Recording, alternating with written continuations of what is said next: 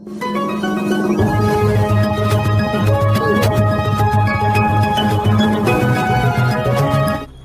सोलापूर तालुक्यातील कासेगाव येथील श्रीहर्ष उपाकी यश श्रीहरी हब्बू हा जिल्हा परिषद शाळेचा चौथीतील विद्यार्थी गुरुवारी 12 मार्च रोजी दुपारी पोहण्यासाठी निघालेले त्याचे काका आणि काकांच्या मित्रांसोबत कासेगाव हद्दीतील ब्रह्मनाथ मंदिर परिसरातील एका दगडखाणीकडे गेला होता। त्याच काठावर बसून सर्वजण पोहत थोड्या अंतरावर गेले असताना काठावर बसलेला यश पाण्यात पडून बुडाला।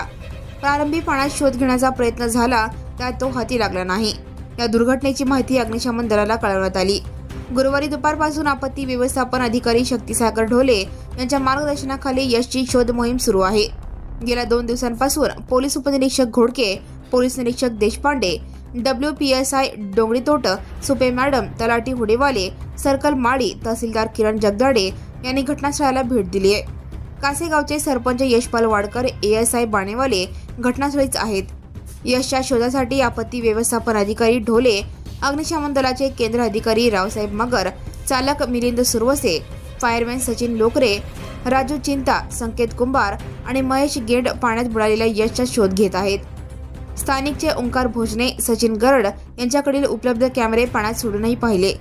त्यानंतर आपत्ती व्यवस्थापन अधिकारी ढोले यांनी त्यांच्याकडील उच्च दर्जाचा कॅमेरा जवळपास 70-80 फुटावर अधिक खोलवर सोडून पाहिले।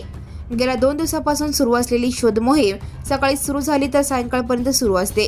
शनिवारी सकाळपर्यंत यशला शोधण्यात सर्वांना जणू अपयश आल्याचं दिसतंय। शनिवारी सकाळपासून बोटीच्या मदतीने अग्निशमन दलाचे जवान यशचा शोध घेत आहेत।